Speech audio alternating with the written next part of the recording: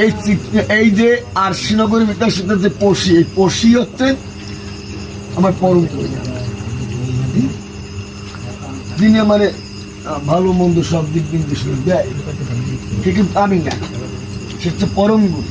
সেই গুরু হচ্ছে বিবেক, বিবেকের মধ্যে থেকে সৃষ্টি হয় মন গুরু স্থূলিকর বাধক অমর্তের অনুরাগ খেলাও মনের কপাট।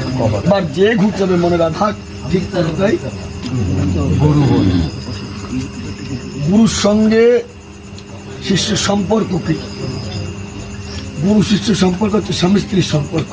এবার দেখতে তোমার ক্ষেত্রে দেখা যায় গুরু এবং শিষ্য মন গুরু, এই মন গুরুর সঙ্গে দেশ সঙ্গে এই যে গুরু প্রতি বসে অশ্বিনী ঘোষের গান আছে, গুরু প্রতি, গুরু হচ্ছে পতি, পতি মানে স্বামী, এই গুরু প্রতি বসে বা তাহলে হরিচাঁদ ঠাকুরের বাম পাশে কেটা বসে, বামে কেটা শান্তিমাতা হয়েছে তো নাকি? তাহলে গুরু প্রতি বসে বামে, তাহলে স্বামী স্ত্রী কেন বলছে এই কথাটা অশ্বিনী ঘোষ বলতেছে? এই কারণে যে গুরু হচ্ছে স্বামী শুরু,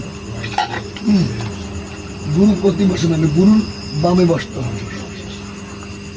কোন ভাবে বসতে হয়েছে? গুরু শিষ্যের দমন করলে পর বিবেক নামে এক পুত্র জন্ম হয়, ভক্তি নামে এক কন্যা হয়। এই যে অনাথ সুখে একটা গান আছে না, এই যে 13 নদী একটা গান আছে না, সমুদ্র তরুণের দিতে হবে,